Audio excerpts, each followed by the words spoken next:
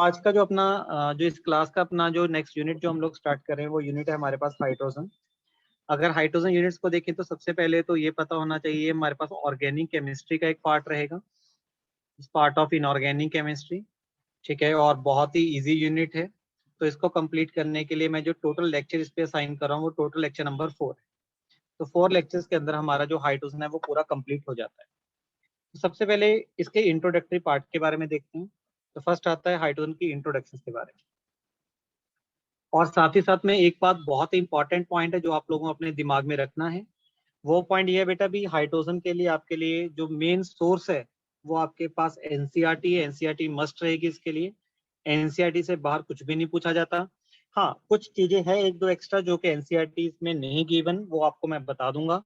बाकी आप लोगों ने ये ध्यान रखना है भी जैसे आपका ये हाइड्रोजन का यूनिट मतलब लेक्चर खत्म होगा, सेम चीज को आप लोगों ने जितना जल्दी हो सके उसको आप लोगों ने एनसीईआरटी से भी पढ़ के कंप्लीट कर लेना है।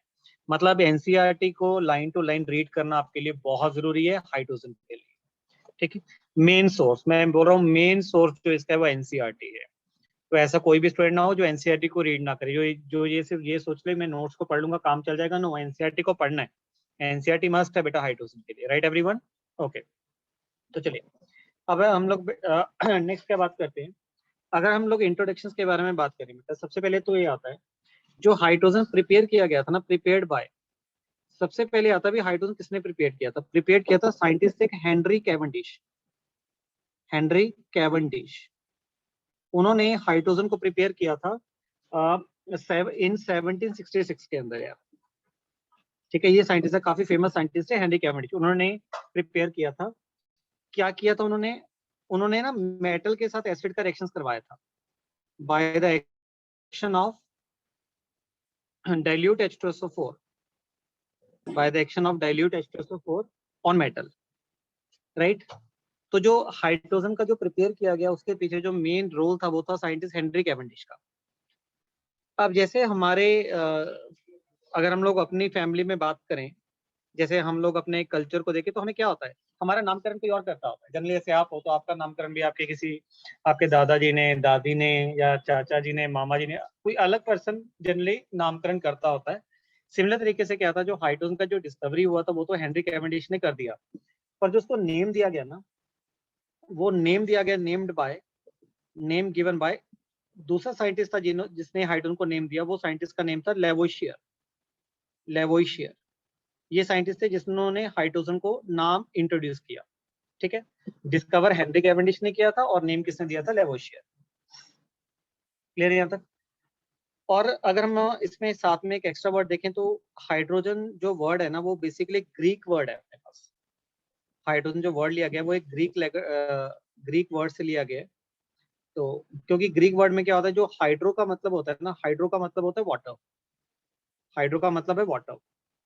और जो जीन का मतलब होता है फॉर्मिंग। जीन का मतलब है फॉर्मिंग। तो इसका मतलब इसको हाइड्रोजन इसलिए बोला गया क्योंकि वाटर फॉर्मिंग है, क्योंकि वाटर में जो मेन एलिमेंट होता है वो हाइड्रोजन होता है। राइट?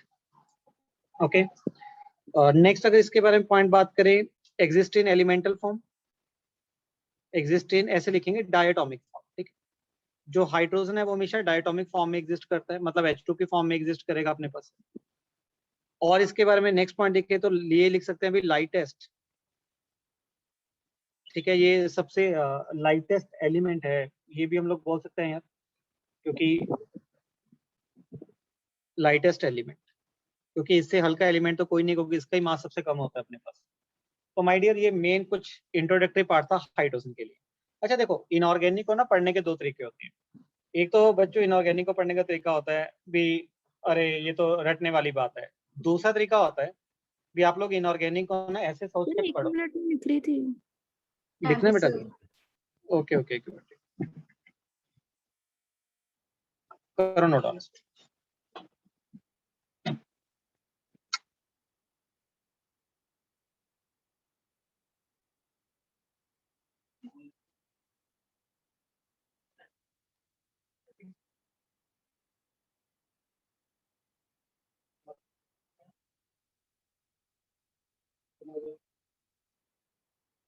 Done sir. डन बच्चों? ओके,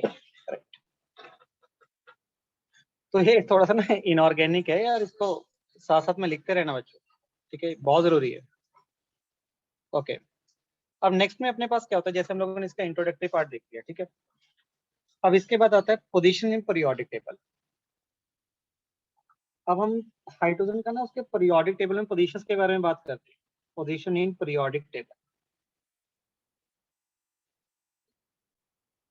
अगर हम लोग हाइड्रोजन का पोजीशन देखें पीरियोडिक टेबल में, कहीं ना कहीं वो डाउटफुल पोजीशन है यार हाइड्रोजन का। हाइड्रोजन का जो पोजीशन है ना वो डाउटफुल है, डाउटफुल पोजीशन है। उसका रीजन डाउटफुल पोजीशन क्यों होगा यार, किसी एलिमेंट का डाउटफुल पोजीशन क्यों हो सकता है? क्योंकि एलिमेंट जो पीरियोडिक टेबल है बच्चों वो इस तरीके से बनाया गया था भी जिन एलिमेंट्स का प्रॉपर्टी सिमिलर है ना वो एक ही ग्रुप में आ जाए। तो बाई चांस अगर मान लो कोई ऐसा एलिमेंट होता जिसकी प्रॉपर्टी एक से ज्यादा ग्रुप वाले एलिमेंट से मैच कर रही होती, फिर तो दिक्कत आई जाती है ना, इसको कहाँ पे प्लेस करें यार। इसलिए हाइड्रोजन भी ऐसा ही दिक्कत क्रिएट करता है। पोजीशन ऑफ यहाँ पे हेडिंग गलत हो गया, position of hydrogen in periodic table my dear, position of hydrogen in periodic table. तो इसका पोजीशन एनॉमलस है। इसका पोजीशन एनॉमलस होने का, डाउटफुल होने का, अगर हम इसका रीजन देखें भी, इसका रीजन क्या होगा, इसका बेसिक रीजन ये है बिकॉज, मैं ये लिखूंगा बिकॉज इट्स प्रॉपर्टीज, क्योंकि जो हाइड्रोजन की प्रॉपर्टीज है ना वो दोनों से रिजेंबल करती हैं। Its properties resembles both with alkali and halogens, alkali and halogens, क्योंकि जो हाइड्रोजन की प्रॉपर्टीज हैं वो एल्कली मेटल और हैलोजन फैमिली दोनों से मैच करती हैं, दोनों दोनों जैसी प्रॉपर्टी शो करता है। हाइड्रोजन की कुछ प्रॉपर्टी एल्कली मेटल से रिजेंबल करती है, कुछ हैलोजन से रिजेंबल करती हैं। अगर एक ही एलिमेंट की प्रॉपर्टी दो अलग अलग फैमिली की प्रॉपर्टी से रिजेंबल करेंगी तो कहीं ना कहीं डाउट आएगा ही आएगा भी उसको हम लोग कहाँ पे रखें। इसलिए हम लोग बोल देते हैं भी जो हाइड्रोजन का जो पोजीशन होता है, इसका मतलब ये होता है भी जो, इसी की वजह से हम लोग बोलते हैं भी जो हाइड्रोजन का जो पोजीशन है पीरियोडिक टेबल के अंदर वो डाउटफुल है, वो एनॉमलस है। राइट, यहाँ तक बात क्लियर हुई। अब हमें ये देखना पड़ेगा नेक्स्ट आर्टिकल के अंदर, हमें ये देखना पड़ेगा भी कैसे हम बोल सकते हैं भी उसकी पोजीशन एल्कली मेटल से मैच करती है या फिर हाइड्रोजन से करती है। आपने बोल दिया सर हम ऐसा थोड़ा मान लेंगे, आप हमें बताओ तो सही। तो हम लोग लिखेंगे रिजेंबलेंस विथ एल्कली मेटल्स। तो सबसे पहले हम लोग ये देखते हैं भी जो हाइड्रोजन है उसका एल्कली मेटल के साथ क्या रिजेंबलेंस, ठीक है। तो अगर एल्कली मेटल के साथ रिजेंबलेंस देखते हैं तो पहली जो रिजेंबलेंस आती है वो आती है इलेक्ट्रॉनिक कॉन्फ़िगरेशंस। पहली रिजेंबलेंस है इलेक्ट्रॉनिक कॉन्फ़िगरेशंस। इलेक्ट्रॉनिक कॉन्फ़िगरेशन का रिजेंबलेंस कैसे, जैसे देखो मान लो हाइड्रोजन लिया तो उसका आउटर इलेक्ट्रॉनिक कॉन्फ़िगरेशन 1s1 है। अगर मैं कोई भी एल्कली मेटल ले लेता, मान लीजिए for example alkali metal lithium ले लिया जिसका एटॉमिक नंबर 3 है, तो अगर मैं लिथियम का इलेक्ट्रॉनिक कॉन्फ़िगरेशन लिखता हूं तो 1s2 2s1 आ जाएगा। तो इसका मतलब अगर आप लोग ध्यान से देखोगे तो जो हाइड्रोजन है और जो एल्कली मेटल है उनका सिमिलर आउटर इलेक्ट्रॉनिक कॉन्फ़िगरेशन है यार, उनका सिमिलर आउटर इलेक्ट्रॉनिक कॉन्फ़िगरेशन। तो अगर उनका आउटर इलेक्ट्रॉनिक कॉन्फ़िगरेशन सिमिलर है तो डेफिनेटली कुछ ना कुछ प्रॉपर्टीज तो रिजेंबल हो रही होंगी यार, क्योंकि जो प्रॉपर्टीज आती है वो बेसिकली इलेक्ट्रॉनिक कॉन्फ़िगरेशन की वजह से तो आती है, क्योंकि इलेक्ट्रॉन ही पार्टिसिपेट करता है अपने पास। तो अगर इनका आउटर इलेक्ट्रॉनिक कॉन्फ़िगरेशन सेम है तो मैं बोल सकता हूँ कि कहीं ना कहीं इनकी प्रॉपर्टी डेफिनेटली आपस में रिजेंबल करेंगी। सेकंड हमारे पास आता है, अगर हम सेकंड बात करें, बोथ आर इलेक्ट्रोपॉजिटिव, दोनों के दोनों इलेक्ट्रोपॉजिटिव हैं। इलेक्ट्रोपॉजिटिव का मतलब क्या होगा, दोनों के ऊपर पॉजिटिव चार्ज आता है। जैसे मान लीजिए अगर मेरे पास फॉर एग्जांपल में अगर HCl का कोई मतलब मैंने हाइड्रोजन का कोई कंपाउंड ले लिया HCl, और सेम कंपाउंड एक बेटा मैंने एल्कली मेटल का ले लिया NaCl। अब अगर मैं HCl हाइड्रोजन को HCl के साथ कंबाइन करवा दिया, सोडियम को कंबाइन करवा दिया, अगर मैं Cl को देखता हूँ तो Cl के ऊपर -1 चार्ज आएगा, हाइड्रोजन के ऊपर +1 आएगा। सिमिलर तरीके से जो NaCl होगा उसमें Cl के ऊपर नेगेटिव, Na के ऊपर 1 पॉजिटिव। तो इसका मतलब ये भी तो सिमिलैरिटी है भी हाइड्रोजन और एल्कली मेटल दोनों ही इलेक्ट्रोपॉजिटिव हैं, दोनों ही एक इलेक्ट्रॉन लूज कर सकती हैं। या फिर इसका एक एग्जांपल क्या हो सकता है कि जो हाइड्रोजन है वो भी एक इलेक्ट्रॉन लूज करके H पॉजिटिव बना लेते हैं, और जितनी भी एल्कली मेटल्स हैं उनकी टेंडेंसी भी 1 इलेक्ट्रॉन को लूज करने की होती है, वो भी 1 इलेक्ट्रॉन लूज करने के बाद 1 पॉजिटिव बना लेते हैं। तो इसका मतलब तो ये होगा भी दोनों के दोनों इलेक्ट्रोपॉजिटिव हैं। ये ऑप्शन ज्यादा बेटर है बेटा, ये नीचे वाला एग्जांपल ज्यादा बेटर है। दोनों के दोनों इलेक्ट्रो पॉजिटिव हैं क्योंकि दोनों की टेंडेंसी है इलेक्ट्रॉन को लूज करने की यार, बोथ कैन डोनेट इलेक्ट्रॉन्स। तो बोल सकते हैं दोनों के दोनों इलेक्ट्रो पॉजिटिव हैं। क्लियर? चलें आगे, यहाँ तक नोट डाउन हो गया? Yes, sir. ओके। थर्ड जो रिजेम्बलेंस आती है, सोच के देखो, बोथ शो +1 ऑक्सीडेशन स्टेट, दोनों के दोनों +1 ऑक्सीडेशन स्टेट शो कर सकते हैं। अब इसका बेस्ट एग्जांपल क्या है, जैसे मान लीजिए मैंने ए कंपाउंड HCl ही ले लिया और आप ए कंपाउंड NaCl ले लो, तो इसमें हम लोगों ने क्या किया, नॉन मेटल को सेम रख दिया। यहाँ पे Cl के ऊपर -1 है, हाइड्रोजन के ऊपर +1 है। तो अगर सोडियम क्लोराइड में देखोगे तो Cl के ऊपर -1 और सोडियम के ऊपर 1 पॉजिटिव।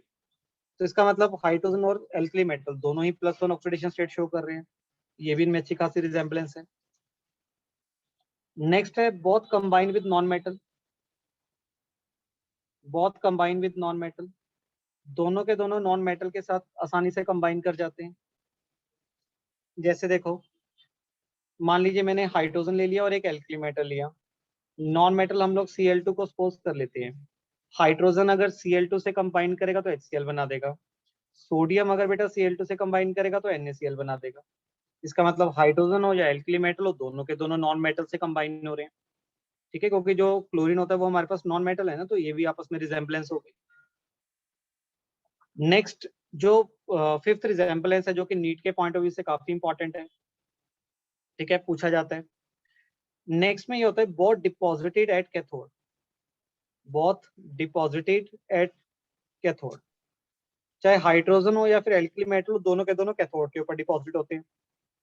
अब इसका मतलब क्या है, जैसे मान लीजिए मैंने एक कंटेनर ले लिया, इसके अंदर हम लोगों ने 2 इलेक्ट्रोड्स को डाल दिया, इसके अंदर 2 इलेक्ट्रोड्स मैंने डाल दिया, राइट। आपने 10th में पढ़ा होगा भी, एक कंटेनर में मैंने 2 इलेक्ट्रोड्स डाल दिए, एक इलेक्ट्रोड के ऊपर चार्ज होता है पॉजिटिव चार्ज, तो जो पॉजिटिव चार्ज वाला इलेक्ट्रोड होता है उसको बोलते हैं एनोड, और एक होता है हमारे पास नेगेटिव चार्ज इलेक्ट्रोड, ठीक है, और उसको बोलते हैं कैथोड। अब आपने एक वर्ड सुना होगा इलेक्ट्रोलिसिस।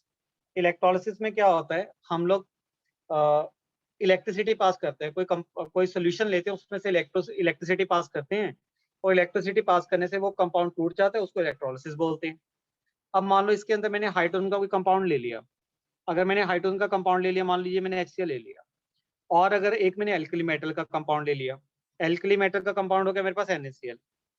अगर मैं हाइड्रोजन का कंपाउंड देखता हूँ तो H positive Cl negative, Na positive Cl negative, तोड़ दिया। अगर इनकी मैं इलेक्ट्रोलिसिस करवाता हूँ, अगर मैं करंट पास करूंगा, तो करंट पास होने से क्या होगा, ये जो H हाइड्रोजन है बेटा, H जो है वो कौन से इलेक्ट्रोड्स की तरफ जाएगा, नेगेटिव की तरफ जाएगा, मतलब कैथोड के ऊपर जाकर डिपॉजिट होगा। और ये जो एल्कली मेटल है इसके ऊपर भी पॉजिटिव चार्ज है, ये भी कहाँ पे जाके डिपॉजिट होगा, नेगेटिव चार्ज वाले इलेक्ट्रोड्स के ऊपर जाकर डिपॉजिट होगा। तो इसका मतलब क्या है, चाहे आप लोग हाइड्रोजन के कंपाउंड का इलेक्ट्रोलिसिस कर रहे हो, चाहे मेटल का कर रहे हो,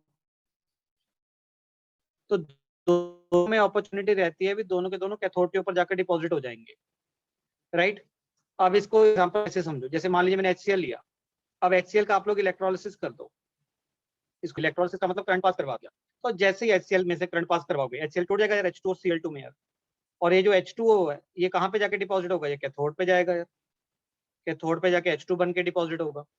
और अगर मेरे पास मान लो NaCl सोल्यूशन होता, और NaCl का अगर मैं सेम इलेक्ट्रोलिसिस कर देता, तो NaCl भी टूट जाता, किसमें, Na प्लस Cl2 के अंदर, मतलब इनके जो कंपोनेंट्स हैं वो अलग अलग हो जाएंगे, और इसमें जो सोडियम बना डिपॉजिट होता ना, वो भी कैथोड पे ही होता डियर, वो भी कैथोड पे ही होता।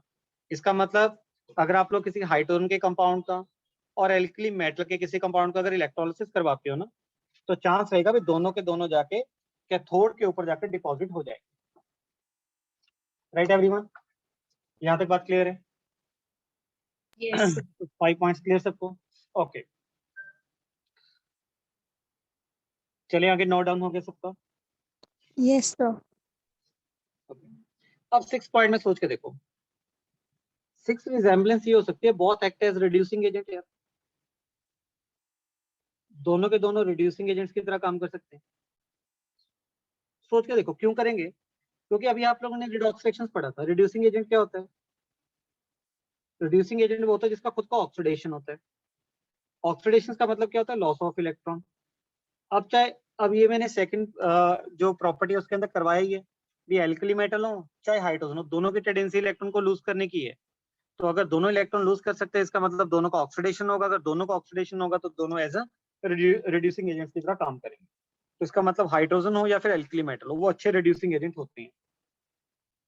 तो ये था हमारे पास किसके साथ डिफरेंस, एल्कली मेटल के साथ।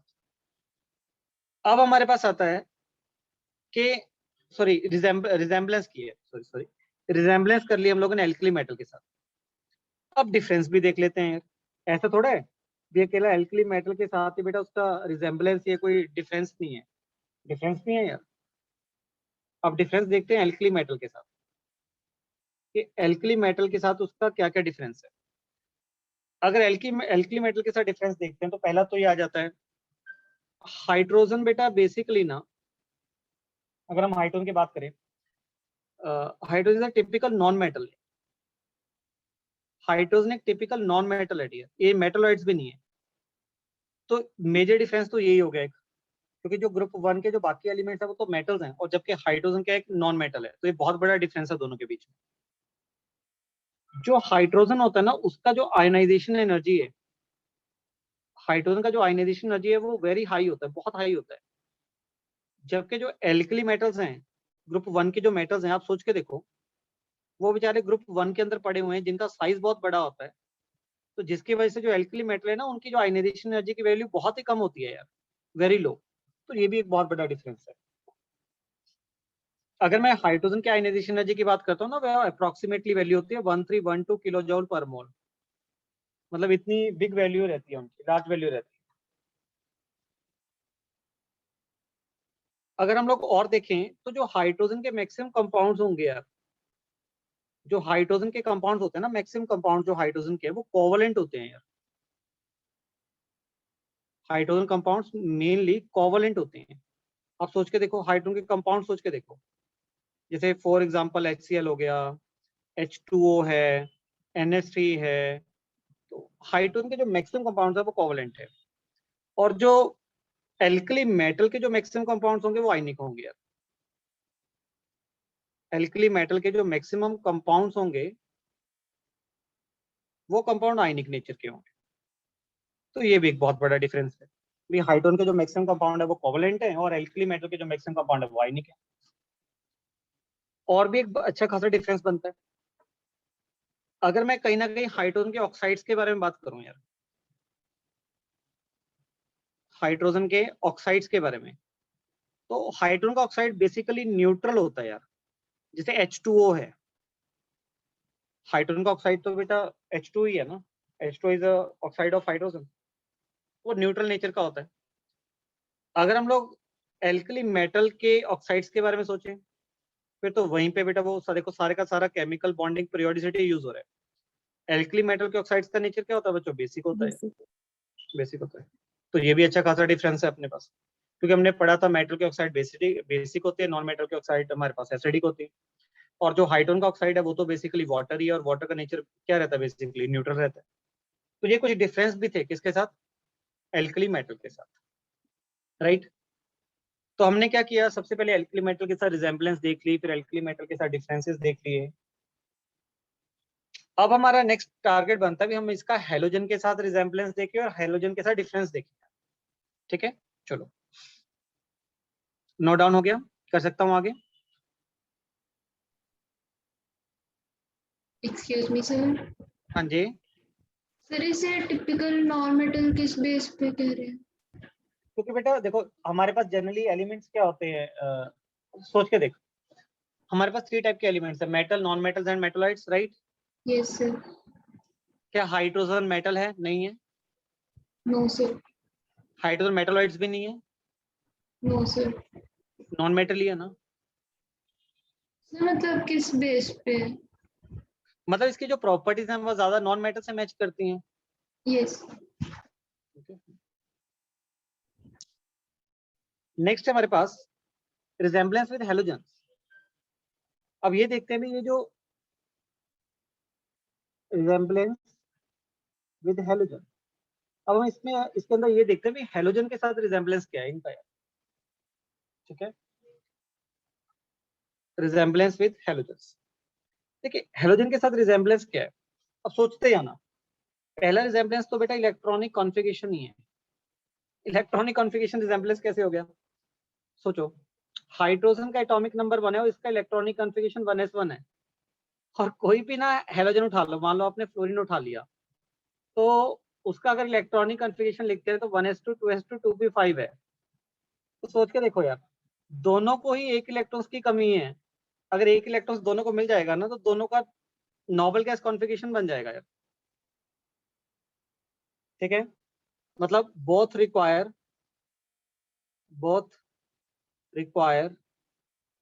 one electron one electrons to complete their octet, to complete sorry to require both require one electron to gain noble gas configurations. Electrons to gain noble gas, both require one electron to gain noble gas configuration. तो दोनों में एक electrons की कमी है। अगर दोनों को एक इलेक्ट्रॉन मिल जाए ना, तो दोनों के दोनों नोबल गैस कॉन्फ़िगरेशन गेन कर लेंगे। तो ये भी सिमिलैरिटी है। सिमिलैरिटी ये भी है, both are electronegative, both are electronegative. Alkali metal कहता था भी दोनों इलेक्ट्रो पॉजिटिव में है, हेलोजन कहता भी हाइड्रोजन इलेक्ट्रोनेगेटिव भी है। कैसे? आप सोच के देखो, अगर आप क्या करते हो, सोडियम के साथ अगर हाइड्रोजन को कंबाइन करवा देते हो मेटल के साथ, तो क्या बन जाएगा? NaH बनेगा।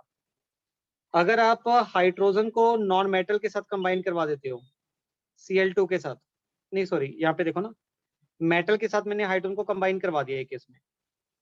अब दूसरे केस में मैंने क्या किया, सोडियम के साथ हेलोजन को कंबाइन करवा दिया, तो मेरे पास प्रोडक्ट बन गया NaCl।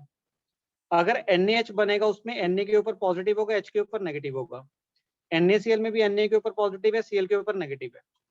तो यहाँ पे सोच के देखो ध्यान से, क्या पता लग रहा है भी हाइड्रोजन और Cl बेटा दोनों ही इलेक्ट्रोनेगेटिव है, क्योंकि दोनों एक इलेक्ट्रॉन तो गेन कर ही सकते हैं ना यार। तो अगर हाइड्रोजन जो है वो मेटल के साथ ज्वाइन करेगा, रिडॉक्स रिएक्शन के अंदर हम लोगों ने देखा, तो मेटल का ऑक्सीडेशन पॉजिटिव आएगा और हाइड्रोजन का नेगेटिव आएगा। ऐसे अगर नॉन मेटल्स हेलोजन मेटल के साथ कंबाइन करेंगे, तो मेटल अपना एक इलेक्ट्रॉन दे देगा, हेलोजन एक इलेक्ट्रॉन लेके वो नेगेटिव चार्ज गेन कर लेंगे। तो यहाँ से ये भी पता लगा भी दोनों के दोनों इलेक्ट्रॉन नेगेटिव नेचर के हैं। तो नेक्स्ट लिख सकते हैं, बोथ आर ऑक्सीडाइजिंग एजेंट, नहीं ऐसे लिख सकते हैं, बोथ शो -1 ऑक्सीडेशन स्टेट। बिल्कुल सही है, दोनों के दोनों -1 ऑक्सीडेशन स्टेट भी शो कर सकते हैं। इसका बेस्ट एग्जांपल क्या है, जो ऊपर एग्जांपल आप लोगों ने लिखे, अगर हाइड्रोजन को मेटल के साथ जोड़ देंगे, तो हाइड्रोजन का आ जाएगा -1 और मेटल का आ जाएगा +1। हाइड्रोजन को मेटल के साथ जोड़ दो, +1 आ गया, यहाँ पे -1 आ गया। ऐसे ही क्या करो, अगर एल्कली मेटल के साथ हेलोजन को जोड़ दोगे, तो Cl के ऊपर -1, हाइड्रोजन सोडियम के ऊपर +1। तो यहाँ पे हाइड्रोजन के ऊपर -1 चार्ज है, यहाँ पे भी Cl के ऊपर -1 है। इसका मतलब दोनों के दोनों -1 ऑक्सीडेशन स्टेट शो करते हैं। नेक्स्ट रिजेम्बलेंस होती है, both having high ionisation energy. जो हेलोजन होते हैं और हाइड्रोजन है, उनके दोनों के आयनाइजेशन एनर्जी की वैल्यू काफी हाई होती है, both having high ionisation energy. ऐसा क्यों? देखो यार, हाइड्रोजन का साइज तो छोटा है ही है, वो तो सबको पता है। और अगर हेलोजन्स को देखें, तो हेलोजन्स में क्या होता है, वो पीरियोडिक टेबल के बिल्कुल राइट साइड पे है। अगर पीरियोडिक टेबल के बिल्कुल राइट साइड पे होंगे, तो उनका साइज भी बहुत छोटा होगा। तो उनका साइज स्मॉल होने की वजह से उनकी भी आयनाइजेशन एनर्जी बहुत ज्यादा होती है। तो ये भी रिजेम्बलेंस है भी, दोनों की जो आयनाइजेशन एनर्जी की वैल्यू होती है वो बहुत हाई होती है। नेक्स्ट होता है बोथ आर डायटोमिक। ये बड़ा अच्छा सिमिलैरिटी है यार, दोनों डायटोमिक हैं। अब जैसे हाइड्रोजन एग्जिस्ट करता है H2 की फॉर्म में, और जो मर्जी हेलोजन आ जाए वो X2 की फॉर्म में होगा। तो हेलोजन हो या फिर हाइड्रोजन हो, तो ये दोनों डायटोमिक हो गए, राइट। ये भी रिजेम्बलेंस है। इसके बाद अगर देखें, तो नेक्स्ट रिजेम्बलेंस हम लोग ये भी लिख सकते हैं। सर 1 मिनट पीछे करना।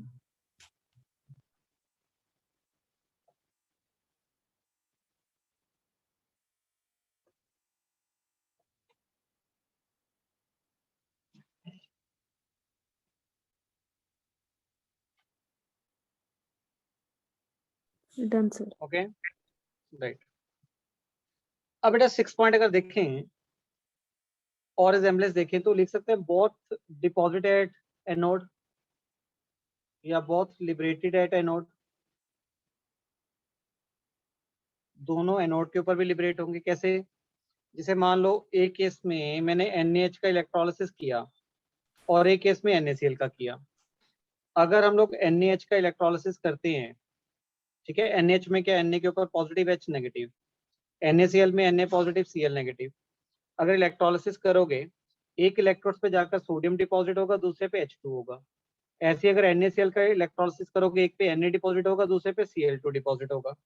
तो बच्चों ये जो H2 और Cl2 है, ये डिपॉजिट कहाँ पे होंगे, इनके ऊपर कौन सा चार्ज है, नेगेटिव चार्ज है। तो इलेक्ट्रोलिसिस करोगे तो ये पॉजिटिव की तरफ जाएंगे, पॉजिटिव की तरफ जाएंगे तो इसका मतलब ये एनोड के ऊपर जाकर क्या होंगे, डिपॉजिट। तो ये था हमारे पास सिमिलैरिटी किसके साथ, हेलोजन के साथ। ठीक है, अब हम लोगों ने हेलोजन के साथ रिजेम्बलेंस देख ली, अब ये भी तो देख लें भी डिफरेंसेस क्या है यार। तो नेक्स्ट आता है डिफरेंसेस विद हेलोजन। अब हेलोजन के साथ डिफरेंसेस भी देख लेते हैं। अगर हेलोजन के साथ डिफरेंसेस देखते हैं, देखो क्या डिफरेंस होगा। पहला डिफरेंस, सबसे मेजर डिफरेंस क्या है, मेजर डिफरेंस ये है भी, अगर मैं हाइड्रोजन के ऑक्साइड्स के बारे में बात करूं, हाइड्रोजन के ऑक्साइड्स तो जनरली होते हैं न्यूट्रल, जैसे अभी बताया था। पर जो हेलोजन ऑक्साइड्स है ना, वो ज्यादा एसिडिक नेचर के हैं यार, वो एसिडिक होंगे। क्यों, क्योंकि हेलोजन नॉन मेटल है ना, जितने भी हेलोजन है वो नॉन मेटल है, तो नॉन मेटल के ऑक्साइड तो एसिडिक होंगे। तो एक तो ये बहुत बड़ा डिफरेंस है। सेकेंड, जो हेलोजन होते हैं ना, अगर हेलोजन देखें, इसको पूरे पॉइंट की फॉर्म में लिख लो, halogen form halides, halogen form halides, halide ion readily.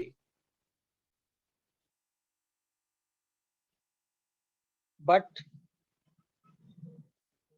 जो देखो, जो हेलोजन होता है ना, उसका हेलाइड आयन बनाने की टेंडेंसी बहुत ज्यादा होती है। बट हाइड्रोजन फ्रॉम हाइड्राइड, ठीक है, hydrogen from hydride ion less readily. Natural सी बात है। अब मान लो अगर F नेगेटिव है, फ्लोरीन है, तो फ्लोरीन तो एक इलेक्ट्रॉन गेन करके F नेगेटिव को बहुत फास्ट बना लेता है, इसकी टेंडेंसी तो बहुत ज्यादा होती है।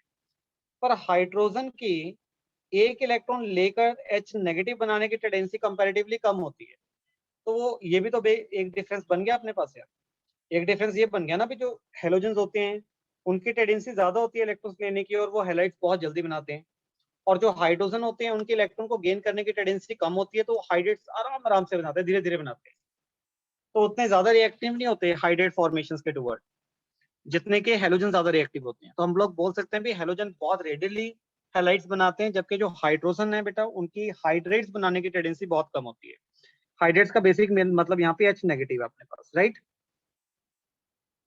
हाइड्रेट्स का बेसिक मीनिंग यहाँ पे H नेगेटिव। ओके, चलो, तो ये था कुछ डिफरेंसेस। एक दो डिफरेंस और भी लिख लेते हैं। जैसे मान लो एक डिफरेंस और अभी H2 है, H2 के पास नो लोन पेयर। ये जो मॉलिक्यूल है H2 का, इसके पास कोई लोन पेयर नहीं होता। और जबकि हेलोजन्स के बारे में बात करें, अगर हेलोजन है तो लोन पेयर प्रेजेंट है, तो इनके पास लोन पेयर भी प्रेजेंट होते हैं। तो ये भी डिफरेंस है, क्योंकि एक के पास लोन पेयर नहीं है, एक के पास लोन पेयर है, तो डेफिनेटली प्रॉपर्टीज में कोई ना कोई डिफरेंस तो होगा ही ना इनके। तो माय डियर स्टूडेंट्स, ये बेसिक डिफरेंस होते हैं हमारे पास किसके साथ, हेलोजन के साथ। तो मैं डायरेक्टली ये कंक्लूजन निकाल सकता हूं, तो इसका कंक्लूजन क्या होगा, हम लोग ये निकाल सकते हैं कि from above discussion, we can conclude that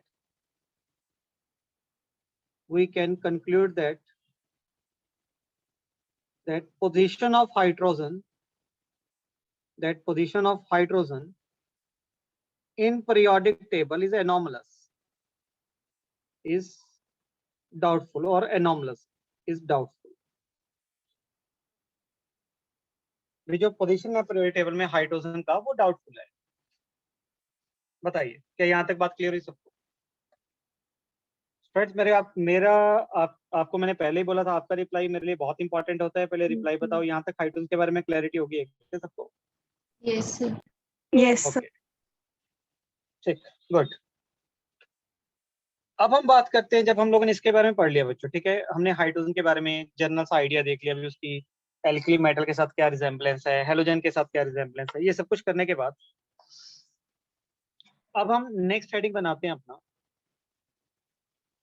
hydrogen, मतलब डाई हाइड्रोजन, H2 के बारे में बात करेंगे। नहीं, डाई हाइड्रोजन ना बनाओ, नेक्स्ट हेडिंग बनाओ आइसोटॉप्स ऑफ हाइड्रोजन के बारे में। आइसोटॉप्स ऑफ हाइड्रोजन, ये हमारा नेक्स्ट आर्टिकल।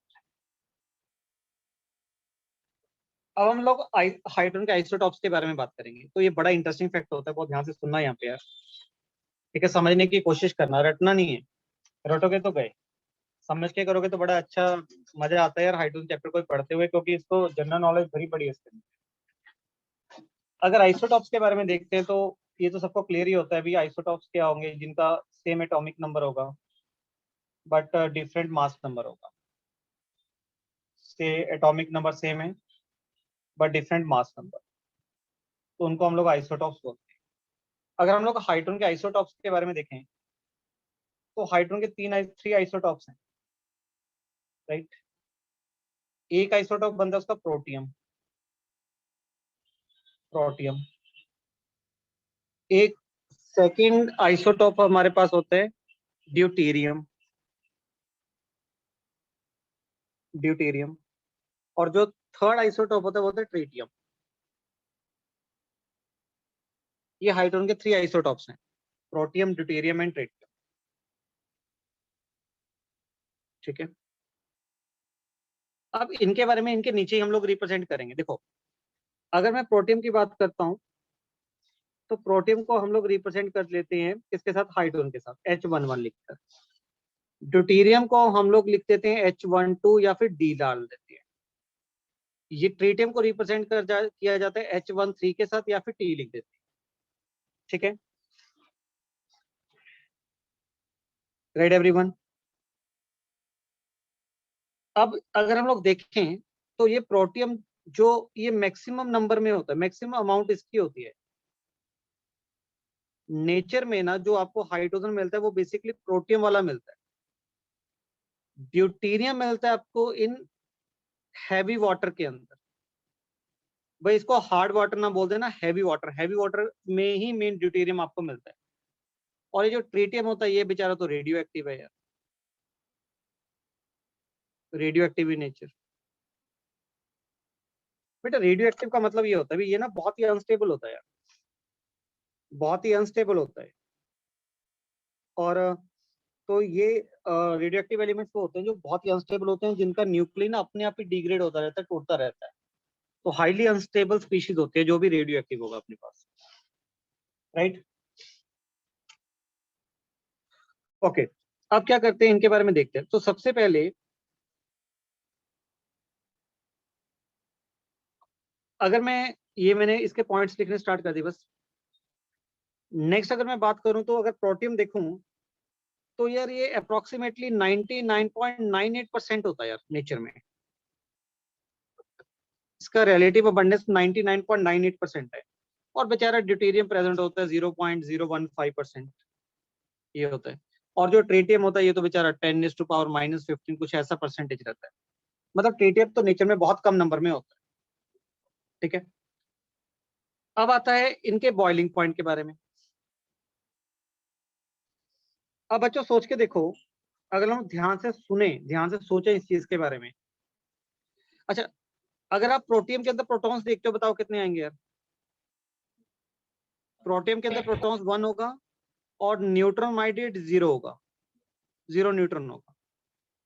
ड्यूटेरियम के अंदर अगर हम लोग प्रोटॉन्स देखें तो ड्यूटेरियम के अंदर प्रोटॉन्स तो 1 होगा पर न्यूट्रॉन भी 1 होगा यार, राइट। और Yes. ट्रिटियम के अंदर जो प्रोटॉन होता है ना, प्रोटॉन तो 1 ही होगा क्योंकि एटॉमिक नंबर 1 है, पर ट्रिटियम के अंदर जो न्यूट्रॉन्स का नंबर है वो 2 है। तो नीट के लिए ना ये बहुत इंपॉर्टेंट होता है, ये वाला नीट के पॉइंट ऑफ व्यू से, ये प्रीवियस ईयर क्वेश्चंस भी है। ये पूछा जाता है भी हाइड्रोजन का ऐसा कौन सा आइसोटॉप है जिसमें न्यूट्रॉन होता ही नहीं है, तो वो आइसोटॉप हमारे पास क्या होगा, प्रोटियम होगा। ठीक है, तो प्रोटियम ऐसा आइसोटॉप है जिसके अंदर आपको ये दिखाई नहीं देगा, जिसके अंदर आपको प्रोटियम न्यूट्रॉन मिलेगा ही नहीं।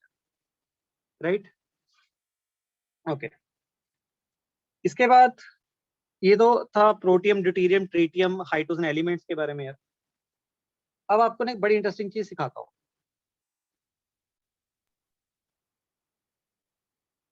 हमने ना कंपेयर करना है प्रॉपर्टीज को, कंपेयर प्रॉपर्टीज,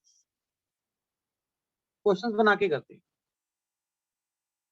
किसकी प्रॉपर्टीज को? Compare properties of H2, D2 and T2।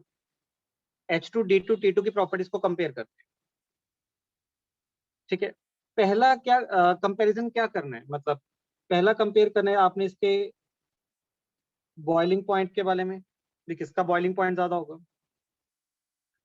Second हम लोग कंपेयर करेंगे इनकी डेंसिटी के बारे में, डेंसिटी का ऑर्डर क्या होने वाला है। थर्ड हम इनके कंपैरिजन करेंगे बॉन्ड एनर्जी के बारे में, कि हाइड्रोजन, ड्यूटेरियम, ट्रिटियम, इनकी बॉन्ड एनर्जी कंपेयर करूं। फोर्थ बच्चों मैं इनमें इंटर न्यूक्लियर डिस्टेंस के बारे में बात करूंगा यार,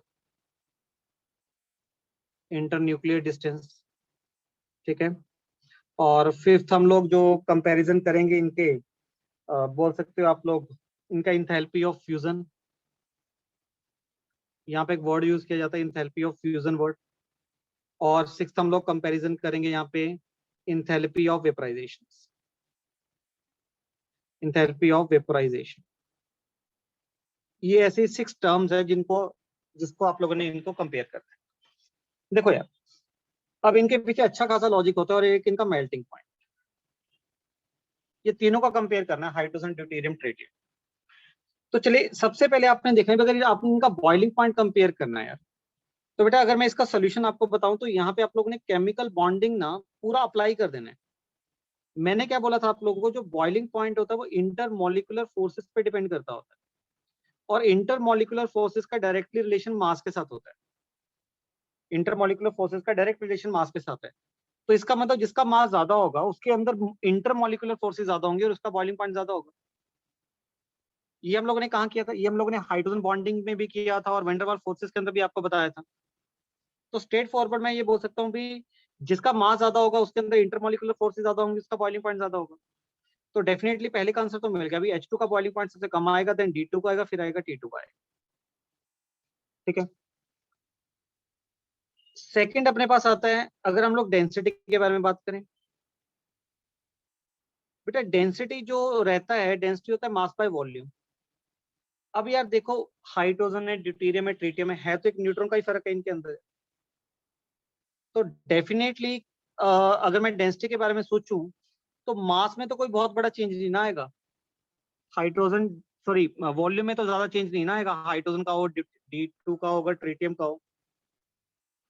तो अगर मैं इनकी डेंसिटी के बारे में बात करूं तो मैं बोल सकता हूँ भी डेफिनेटली जो डेंसिटी ज्यादा होगी बेटा वो हाइड्रोजन गैस का डेंसिटी ज्यादा होगा, सबसे कम होगा, देन ड्यूटेरियम का, सबसे ज्यादा बेटा ट्रिटियम का है।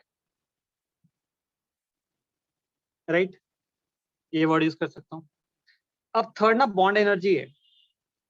ये वाला फैक्टर बड़ा जबरदस्त होता है क्योंकि ये ऑर्गेनिक में बहुत फ्रिक्वेंटली हम लोग यूज करते हैं बॉन्ड एनर्जी। याद रखना, याद रखना, जो बॉन्ड एनर्जी होती है वो directly proportional to mass number होता है। जितना मास ज्यादा होगा ना उतना बॉन्ड एनर्जी ज्यादा होगा फॉर आइसोटॉप्स के लिए ओनली। अगर आप लोग आइसोटॉप्स की बॉन्ड एनर्जी को कंपेयर कर रहे हो ना तब आप लोग इस फैक्टर को लगाओगे भी बॉन्ड एनर्जी मास नंबर के डायरेक्टली है। तो अगर मैं यहाँ पे मास को बॉन्ड एनर्जी को कंपेयर करूँ तो बोल सकता हूँ भी H2 का जो बॉन्ड एनर्जी होगा, H2 का बॉन्ड एनर्जी का मतलब H और H के बीच में जो बॉन्ड बना हुआ उसको तोड़ने के लिए कितनी एनर्जी चाहिए। बॉन्ड एनर्जी का बेसिक मतलब है बॉन्ड को ब्रेक करने के लिए जितनी एनर्जी चाहिए वो बॉन्ड एनर्जी है। तो बोल सकता हूँ भी H2 का जो बॉन्ड एनर्जी है वो सबसे कम होगा, उससे ज्यादा होगा D2 का, और सबसे ज्यादा बॉन्ड एनर्जी होगा T2 का। राइट, क्योंकि जो ट्रिटियम होता है उसका मास नंबर बेटा सबसे ज्यादा होता है। और ये वाला फैक्टर आप लोगों ने याद रखना है।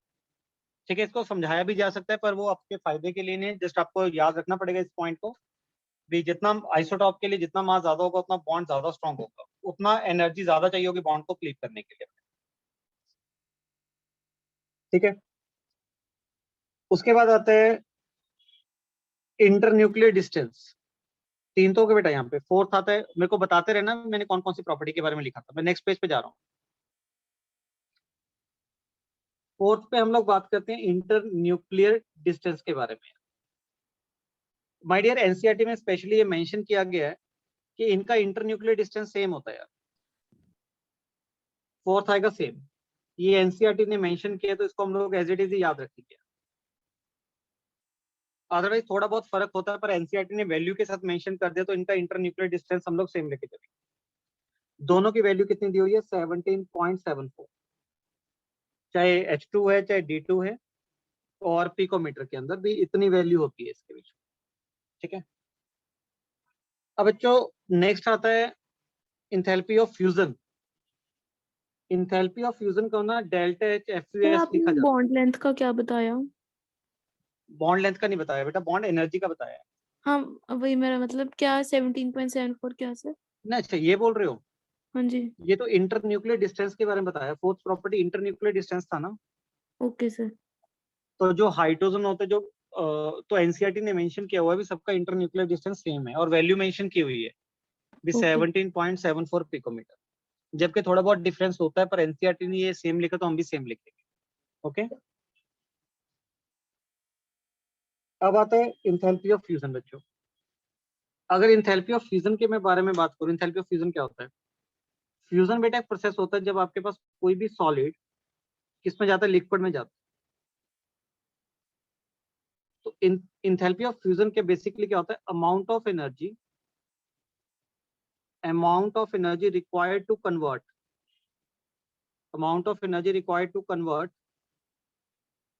one mole of solid into liquid, 1 mole of solid into liquid 1 mole of solid को लिक्विड में कन्वर्ट करने के लिए जो एनर्जी हम लोग देंगे वो इंथैल्पी ऑफ फ्यूजन होगा। तो आप सोच के देखो यार कि स्ट्रेट फॉरवर्ड बेटा क्या ये रिजल्ट नहीं निकल के आ गया भी जो इंथैल्पी ऑफ फ्यूजन होगा वो भी directly proportional to intermolecular forces होगा यार। यही तो रिजल्ट निकल के आया, क्योंकि जितनी दो मॉलिक्यूल्स के बीच में जितनी फोर्सेस स्ट्रांग होंगी, इंटरमोलिकुलर फोर्सेस जितनी स्ट्रांग होगी उतना इंथैल्पी ऑफ फ्यूजन ज्यादा होगा यार उसका। क्योंकि देखो मान लो ये H2 है, ये भी H2 है, यहाँ पे D2 है, यहाँ पे D2 है। अब इसको आप लोगों ने क्या करना है? ये सॉलिड फॉर्म में कन्वर्ट कर लिया हम लोगों ने, अब इसको लिक्विड में कन्वर्ट करना है। तो लिक्विड में कन्वर्ट करने के लिए इनके बीच में जो इंटरेक्शन उसको खत्म करना पड़ेगा, ये इंटरेक्शन को खत्म करना पड़ेगा। अब जिसमें इंटरेक्शन ज्यादा स्ट्रांग होंगी उसको ज्यादा एनर्जी देनी पड़ेगी, नेचुरल सी बात है यार। अब ज्यादा स्ट्रांग इंटरेक्शन किसमें? जिसका मास ज्यादा है। मास किसका ज्यादा है? D2 का ज्यादा है। तो इसका मतलब इंथैल्पी ऑफ फ्यूजन अगर मैं बात करूं तो T2 का सबसे ज्यादा होगा, देन D2 का, देन बेटा H2 का है। यही इनकी इंथैल्पी ऑफ फ्यूजन का ऑर्डर होना चाहिए, क्योंकि जितनी इंटरमोलिकुलर फोर्सेस ज्यादा होंगी उतना इंथैल्पी ऑफ फ्यूजन ज्यादा होगा। सेम ऐसे ही बेटा जी इंथैल्पी ऑफ वेपराइजेशन भी होता है। ये सारी की सारी टर्म जो है ना, जो enthalpy of fusion, enthalpy of vaporisation, ये सारे के सारे आप लोग थर्मोडायनेमिक्स में पढ़ोगे। इंथैल्पी ऑफ वेपराइजेशन क्या होता है? इसमें हम लोग क्या करते हैं, लिक्विड को वेपराइजेशन तो सबको पता ही है अभी क्या होता है, लिक्विड गैस में जाता है। और इसको अगर डेफिनेशन लिखें तो क्या लिखेंगे? जितनी एनर्जी चाहिए, energy required to convert 1 mole of liquid into gas, 1 mole of liquid into gas। एक मोल लिक्विड को गैस में कन्वर्ट करने के लिए जितनी एनर्जी लगाएंगे ना वो इंथैल्पी ऑफ वेपराइजेशन होगा। 1 मोल ऑफ लिक्विड को गैस में कन्वर्ट करने के लिए जितनी एनर्जी हम लोग लगाएंगे वो इंथैल्पी ऑफ वेपराइजेशन। अरे सोच के देखो, सोच के देखो, तो आपको नहीं लगता क्या इंथैल्पी ऑफ जो वेपराइजेशन है ये भी इंटरमोलिकुलर फोर्सेस के डायरेक्टली होगा यार? क्योंकि आपने लिक्विड को गैस में कन्वर्ट करना है, तो लिक्विड को गैस में कन्वर्ट करने का मतलब लिक्विड स्टेट में जो मॉलिक्यूल्स प्रेजेंट है उनके बीच में जो फोर्सेस है उसको आप लोगों ने खत्म करना है। तो डेफिनेटली जितनी दो मॉलिक्यूल्स के बीच में जितनी फोर्सेस ज्यादा स्ट्रांग होंगी, मैं बोल सकता हूँ ना, दो मॉलिक्यूल्स के बीच में जितनी फोर्सेस ज्यादा स्ट्रांग होगी उतनी ज्यादा एनर्जी देनी पड़ेगी यार। उतना इंथैल्पी ऑफ वेपराइजेशन ज्यादा होगा उनका, क्योंकि जो भी फिजिकल प्रॉपर्टी है ना वो बेसिकली डिपेंड करती होती है भी एक मॉलिक्यूल और दूसरे मॉलिक्यूल के बीच में कितनी स्ट्रॉन्ग इंटरेक्शन। मतलब सारे का सारा जो खेला होता है वो बेसिकली इंटरमोलिकुलर फोर्सेस के साथ ही होता है। ठीक है बच्चों, यस तो सर। मेरे को लगता है भी अगर तीनों तीनों को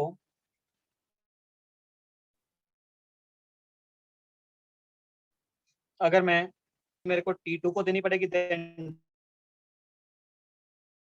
D2 को, सबसे लास्ट में बेटा H2 को है। इंटरमोलिकुलर फोर्सेस को देखोगे तो सब किसका आंसर आपको मिल जाएगा। Right everyone. उसके बाद नेक्स्ट जो हम लोगों ने जो प्रॉपर्टीज कंपेयर करनी थी, बताओ नेक्स्ट प्रॉपर्टी कौन सी थी? नेक्स्ट प्रॉपर्टी बेटा मेल्ट। नेक्स्ट जो प्रॉपर्टी है जिसको हम लोगों ने कंपेयर करना है वो प्रॉपर्टी मेल्टिंग पॉइंट है। अगर आप मेल्टिंग पॉइंट को कंपेयर करते हो तो यार नेचुरल सी बात है, मेल्टिंग पॉइंट में भी क्या करना है, मेल्ट ही तो करना है। मेल्ट करने का मतलब क्या होगा, एक मॉलिक्यूल को दूसरे मॉलिक्यूल से अलग ही तो करना है। तो क्या कह सकते हैं बेटा, जो मेल्टिंग पॉइंट होगा वो भी डायरेक्टली प्रोपोर्शनल होगा इंटरमॉलिक्यूलर फोर्सेस के। तो इसका मतलब इंटरमॉलिक्यूलर फोर्सेस जितनी अच्छी होंगी उतना मेल्टिंग पॉइंट भी ज्यादा होगा।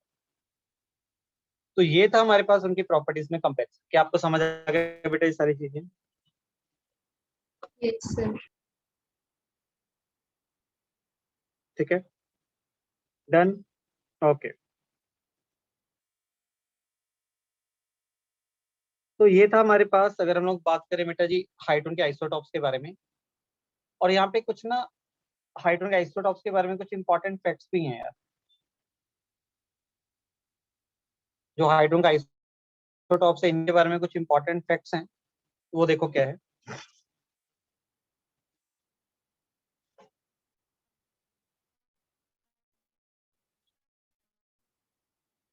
कहते 1934 में ना एक बहुत अमेरिकन फेमस साइंटिस्ट हुए, अमेरिकन साइंटिस्ट है,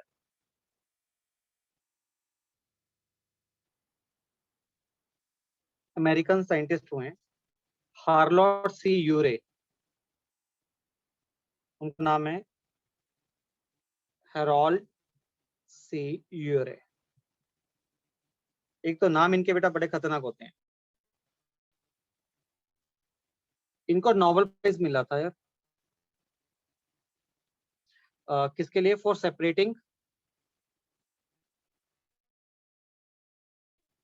separating hydrogen isotope of mass number 2 with mass number 2। लो, ये तो आप भी कर सकते थे यार, आप भी बेटा जीत जाते फिर तो यार, आप भी, आपको भी नोबेल प्राइज मिल जाता। क्या किया उसने, जस्ट कुछ नहीं, जो हाइड्रोजन का आइसोटोप था ड्यूटेरियम बेटा, उसको आइसोलेट किया था उसने यार। बस उसने हाइड्रोजन आइसोटोप को, जो ड्यूटेरियम वाला आइसोटोप था उसको आइसोलेट किया और नोबेल प्राइज जीत गए बेटा। ये देखो ये जनरल नॉलेज है, अगर आप में से कोई कौन बनेगा करोड़पति में जाएगा तो हो सकता है वहां पे ये क्वेश्चन पूछा जाए, तो आपको बेटा ये आना चाहिए। देखो ये जनरल नॉलेज वाली बात है, मैंने बोला था इनऑर्गेनिक जनरल नॉलेज से भरी पड़ी है, वेरी इंटरेस्टिंग।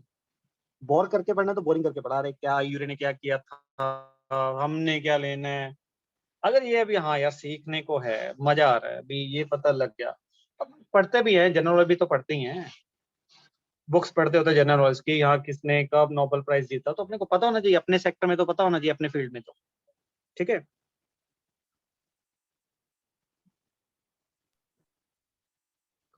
और जो ना एक terrestrial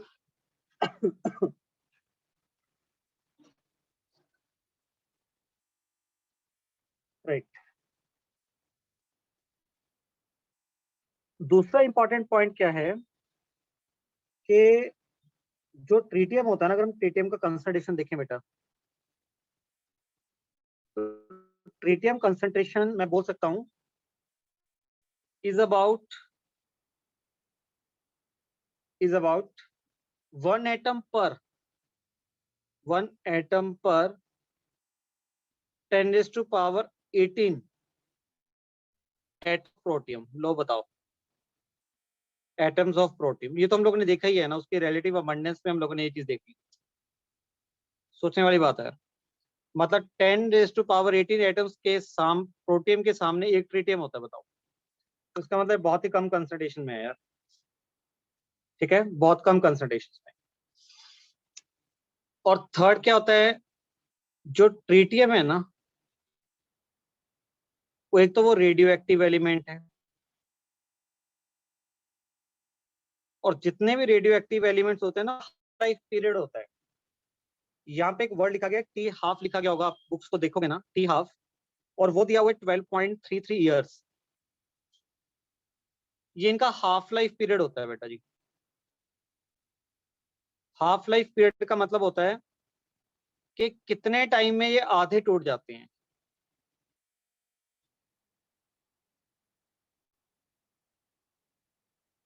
time in which there concentration becomes half, there concentration becomes half,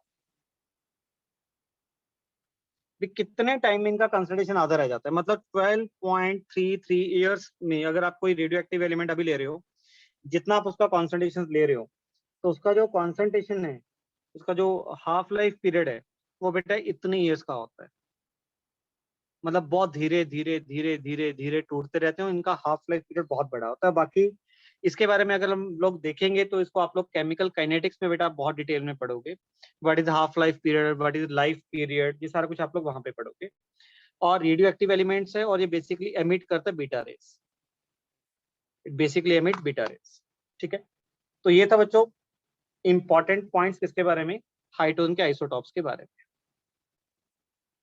क्या कहते हो, क्लियर यहाँ तक, समझ आ गया? सर सेकंड पॉइंट में कंसंट्रेशन का मतलब अबंडेंस से है ना? अबंडेंस ही बेटा हम मान के चलो, Yes. मतलब 10⁻18 एटम्स के अगर प्रोटियम किया तो एक एटम बेचारा ट्रिटियम का होगा। यस सर, और जो ट्रीटियम है मतलब वो बीटा रेज इमिट कर करके खत्म हो जाते हैं। बिल्कुल बिल्कुल, जो भी रेडियो एक्टिव एलिमेंट्स होते हैं वो रेडिएशन एमिट, उनका न्यूक्लियस टूटता रहता है, यस तो वो डिग्रेड होते जाते हैं, और किसी टाइम पे आके बहुत लाइफ, उनका लाइफ पीरियड तो काफी लंबा होता है बेटा, पता फिर भी हम देखते ही हैं, तो धीरे धीरे वो डिकम्पोज होता रहता है और खत्म होता रहता है, ठीक है। चलिए अब नेक्स्ट हमारे पास आता है स्टूडेंट्स प्रेपरेशन के बारे में यार, प्रेपरेशन ऑफ H2। अब यहाँ पे हम लोगों ने डाई हाइड्रोजन के प्रेपरेशन के बारे में देखा कि डाई हाइड्रोजन को हम लोग कैसे प्रिपेयर कर सकते हैं। अगर डाई हाइड्रोजन का प्रेपरेशन देखें ना, तो सबसे पहले तो होता है यार लैब प्रेपरेशन। बेटा एक लैब प्रेपरेशन होता है, कमर्शियल प्रेपरेशन होता है, दोनों में फर्क होता है। लैब प्रिपरेशन में होता है हम लोगों ने लेबोरेटरी में यार H2 बनाना है, तो हमारा पता बेसिकली कंसर्न क्या होगा, भी आसानी से बन जाए, कोई अपने को महंगे यूटेंसिल्स यूज ना करने पड़े, ज्यादा पैसा खर्च ना करना पड़े, आसानी से बन जाए। क्योंकि हम लोगों ने कौन सा बल्क में बना कर बेचना है उसको यार, वो तो हम लोगों ने जस्ट बना के देखना भी बनता भी है कि नहीं बनता, लैब में बनाना है, ठीक है। तो इसको अगर आप लोगों ने लैब प्रिपरेशन देखनी है, अगर हम लोग हाइड्रोजन का लैब प्रिपरेशन देखें तो क्या करते हैं हम लोग, जिंक ले लेते हैं यार, जिंक लेते हैं, वो भी ग्रेनुलेटेड फॉर्म में यार। ग्रेनुलेटेड, ग्रेनुलेटेड का मतलब होता है चूरा फॉर्म में यार। तो जिंक को हम लोगों ने चूरा फॉर्म में ले लिया, मतलब पाउडर फॉर्म में, बस ऐसे ऐसे छोटा छोटा छोटा छोटा छोटा छोटा छोटा छोटा छोटा पाउडर फॉर्म बना लो। तो जिंक को जैसे ही डाइल्यूट HCl के साथ रिएक्ट करवाते हो, तो आपके पास ZnCl2 प्लस बेटा H2 लिबरेट हो जाता है। अगर मेटल को एसिड के साथ रिएक्ट करवाओगे तो ऐसे आप लोग लैब में हाइड्रोजन का प्रिपरेशन कर सकते हो, ठीक है। यहाँ पे ना ग्रेनुलेटेड जिंक लेने का भी कोई रीजन होता है, क्या रीजन होगा देखो। सपोज करो आप लोग कोई प्रेपरेशन कर रहे हो जिंक का, आपने H2 बनाना है, मेरे पास ये मेटल एटम पड़ी होती है, ये जिंक का मेटल है, इसके ऊपर मैंने ना HCl डालना स्टार्ट कर दिया, एडिंग HCl। अब यार HCl जैसे जिंक के कांटेक्ट में आएगा तभी H2 गैस निकलेगा ना यहाँ से। अब HCl के साथ जिंक का कौन सा सरफेस आएगा, सिर्फ ये वाला सरफेस इन्वॉल्व होगा। तो ये जो इतना बड़ा हम लोगों ने पीस लिया जिंक का, ये वाला जो सरफेस है, जो ऊपर वाली लेयर के नीचे जो पड़ा हुआ जिंक है, वो तो इंटरेक्ट ही नहीं कर रहा ना HCl से यार, तो बड़ा धीरे धीरे रिएक्शन होगा। तो अगर हम लोग क्या करें, इसी जिंक को पाउडर फॉर्म बना दे, तो सरफेस एरिया बढ़ गया ना। इसी जिंक को जब आप इसको आप लोग छोटे छोटे पार्टिकल्स में तोड़ दोगे तो मैक्सिमम सरफेस एरिया बढ़ गया इसका। क्या कहते हो? अंदर वाला जिंक भी अब डायरेक्टली HCl के कांटेक्ट में आ सकता है ना, राइट? तो अपने लिए फायदा हो गया, H2 का प्रोडक्शन फास्ट हो गया। तो इसलिए लैब प्रिपरेशन के अंदर हम लोग क्या करते हैं, जिंक से प्रिपेयर करते हैं और डाइल्यूट HCl को यूज करते हैं। ठीक है, उसके बाद जब लैब में इसका प्रिपरेशन कर लेते हो ना, एक तो इसमें कुछ कंस्ट्रेंट भी होता है जो एनसीईआरटी में नहीं गिवन। इसका जो लिमिटेशंस अपने को ध्यान में रखना होता है वो ये होता है, प्योर जिंक मत यूज करो यार, pure zinc can't use because reaction is slow. Pure zinc ना यूज किया करो, रिएक्शन स्लो होता है। बोलते हैं ना वो, जैसे पंजाब में वो चला था जो ये गवर्नमेंट है, क्या नाम है, अकाली गवर्नमेंट थी, इन्होंने साइकिल दिए थे गवर्नमेंट स्कूल्स में, स्कूल वाले बच्चों को साइकिल दिए थे। तो टीवी पे ना एक बड़ी न्यूज पॉपुलर हो रही थी भी, साइकिल तो दे दिए भी और देखा कि कुछ टाइम बाद उसको जर भी लगनी स्टार्ट होगी। तो बेसिकली ऐसा होता है भी, जो मेटल प्योर होती है ना उसका क्रोजन बहुत लेट होता है, वो बहुत कम रिएक्टिव होती है। जब उसके अंदर इम्प्योरिटीज आ जाती है ना, वो उसका रिएक्टिविटी बढ़ जाता है। अगर आप किसी तभी तो बोलते हैं मिलावट वाली चीज मत लो। तो अगर आपके पास प्योर मेटल है ना फिर कोई दिक्कत नहीं होती, पर अगर उसके साथ मान लीजिए क्या बोलते हैं, उसके साथ अगर मान लीजिए इम्प्योरिटीज अवेलेबल हो, अगर इम्प्योरिटीज प्रेजेंट होंगी फिर बेटा बहुत दिक्कत आ जाती है। तो उससे उसकी रिएक्टिविटी बढ़ जाती है, और रिएक्टिविटी बढ़ने की वजह से वो जल्दी रिएक्ट करना स्टार्ट कर जाती है मेटल। ठीक है, अच्छा यहाँ पे जहाँ पे मैंने डाइल्यूट HCl लिया ना, you can use dilute H2SO4 also, dilute H2SO4 भी यूज कर सकते हैं। ध्यान रखना बहुत इंपॉर्टेंट बात बता रहा हूँ, concentrated sulphuric acid can't use. गलती से भी कंसंट्रेटेड सल्फ्यूरिक एसिड मत यूज कर लेना। उसमें क्या हो जाएगा, आपने सोचा लैब में गई मैं, जिंक लिया, चलो H2SO4 डाल देते हैं। सर ने डाइल्यूट बोला था, डाइल्यूट का मतलब जिसमें पानी ज्यादा हो, एसिड कम हो। तो ऐसे ही बोल रहे होंगे, हम क्या कर लेते हैं, कंसंट्रेटेड डाल देते हैं। जितना एसिड भर ज्यादा डालेंगे ना उतना रिएक्शन जल्दी होगा, उतना ज्यादा H2 गैस अपने को मिलेगा।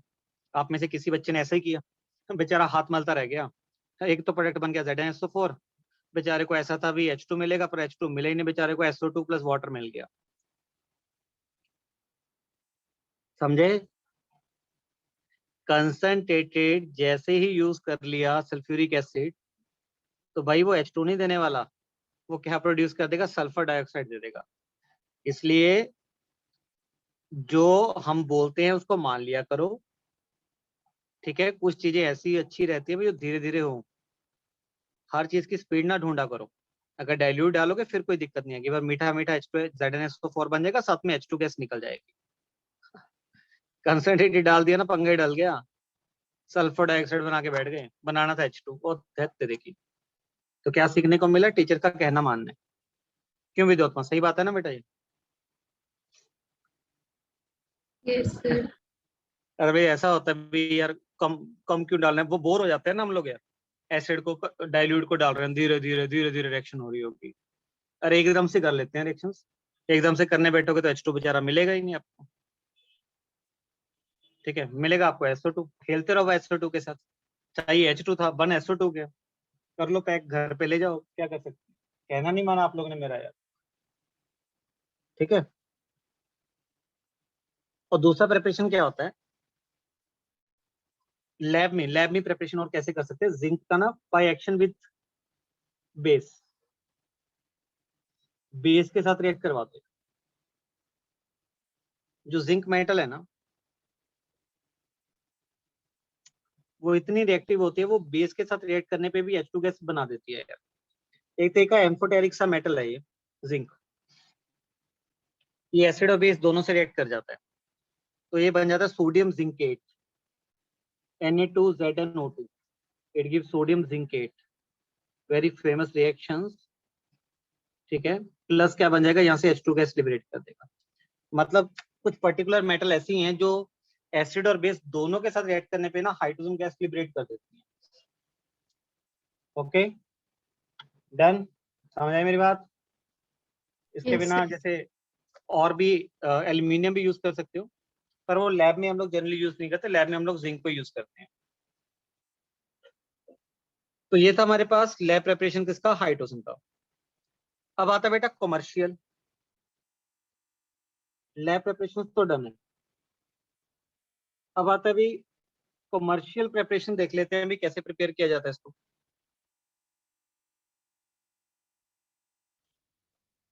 कमर्शियल प्रेपरेशन सबसे बढ़िया कमर्शियल प्रेपरेशन। भाई कमर्शियली आप लोग कैसे प्रिपेयर करोगे? तो इसके अंदर क्या करते हैं हम लोग, एक मेथड तो बेटा ये है सबसे बढ़िया, वाटर का इलेक्ट्रोलिसिस कर दो यार, सबसे बढ़िया, बाय इलेक्ट्रोलिसिस ऑफ वाटर।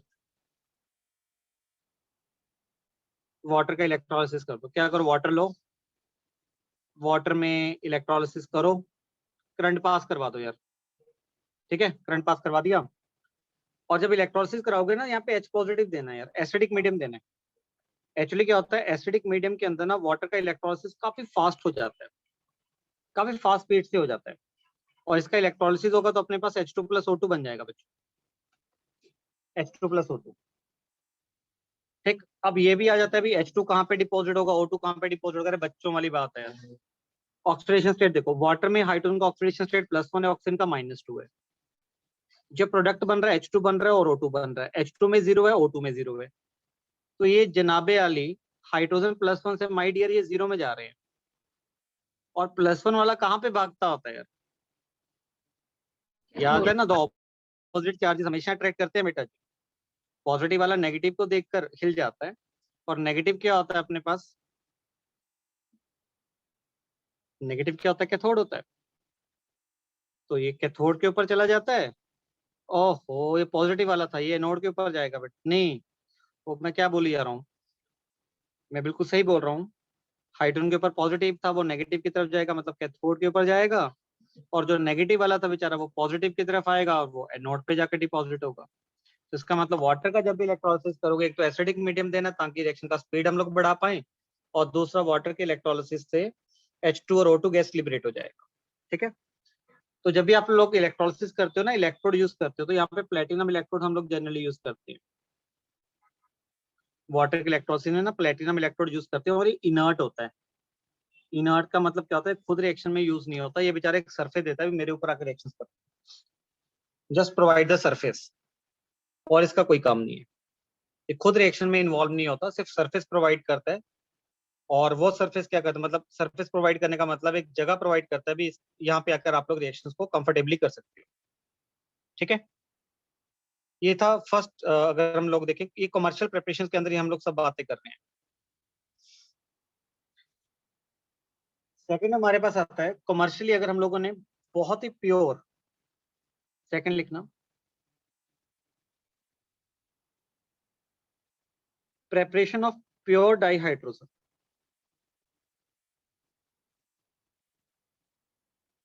मान लो अगर मैंने डाइहाइड्रोजन आप लोगों ने एक्सट्रीमली प्योर आप लोगों को चाहिए।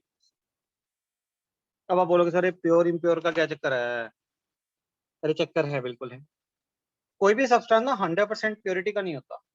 तो जब आप लोग H2 को प्रिपेयर करते हुए, एनसीईआरटी में मेंशन नहीं है, मतलब उसके साथ बहुत और भी गैसेस बन जाती हैं। तो अगर आपने ये देखना भी आपको प्योर डाइहाइड्रोजन चाहिए, तो आप वहां से प्रिपेयर करिए जहां से प्रिपेयर करने के आपको ऐसा दिखाई दे कि साइड प्रोडक्ट आपके पास कम बने। भी अगर आप लोग H2 बनाना चाहते हो तो H2 ही बने यार अपने पास। ठीक है, तो इसमें हम लोग क्या करते हैं, तो प्योर ये डाइहाइड्रोजन बनाने के लिए करेंगे क्या,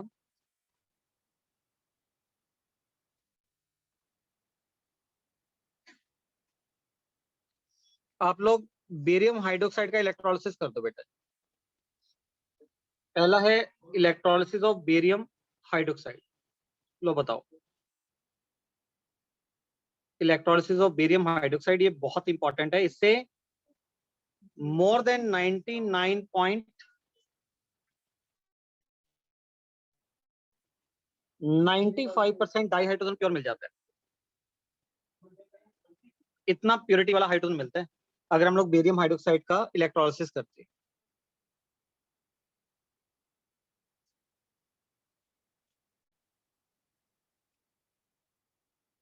क्लियर? बताओ यहां तक क्लियर है? Yes sir. और दूसरा मेथड भी क्या है जो एनसीईआरटी में मेंशन नहीं है, पर अदर मेथड है जिसके द्वारा हम लोग जो हाईली प्योर डाइहाइड्रोजन को ऑब्टेन करते हैं, वो है जब हम लोग मैग्नीशियम में ना, मैग्नीशियम का रिएक्शन आप लोग H2SO4 के साथ करवा दो बेटा, तब भी आपके पास MgSO4 प्लस H2 का फॉर्मेशन हो जाता है। तो यहाँ से भी जो H2 मिलता है वो काफी प्योरिटी वाला अपने को मिलता है। तो ये हमारे पास कुछ मेथड्स है जिनके द्वारा हम लोग हाई प्योरिटी डाइहाइड्रोजन को प्रोड्यूस कर सकते हैं। Right everyone? बताओ यहाँ तक क्लियर है? यहाँ तक सबको? Yes yes sir. सबको अच्छे तरीके से? इजी है ना चैप्टर? ये तो इजी है बहुत, और सीखने को भी बहुत कुछ है यार। अभी जैसे जैसे आगे चलेगा, मतलब एक लेक्चर तो मैं यहीं पे एंड करूंगा आज का, क्योंकि आज 2 क्लासेस थी यार, बहुत ज्यादा हो जाएगा फिर, ठीक है ना? सेम सब्जेक्ट्स की। तो आज के लिए इतना रखते हैं बेटा। कल के लिए आपको होमवर्क मिल चुके हैं, तो वो होमवर्क कंप्लीट करके आए आप लोग अपने रिडॉक्स का। तो अब नेक्स्ट क्लास में उसका बेटा हम लोग डिस्कशंस करेंगे। पहले जो आपको होमवर्क दिए हैं, अब डेली डिस्कशन होगा, जो भी क्लास आएगी आपके पास डेली उसका डिस्कशंस करेंगे। और हाइड्रोजन को ना एनसीईआरटी में से पढ़ना, एनसीईआरटी में से 1 2 3 4, मतलब पहले 3 और 4 पेजेस को आप लोग कंप्लीट कर सकते हो। ठीक है? Yes okay everyone? Yes sir. हाँ जी। होमवर्क है अश्मीत अपने पास, जो रिडॉक्स का एक्सरसाइज 1 है, एक्सरसाइज 0, रिडॉक्स का एक्सरसाइज 0, उसका पार्ट A एंड B।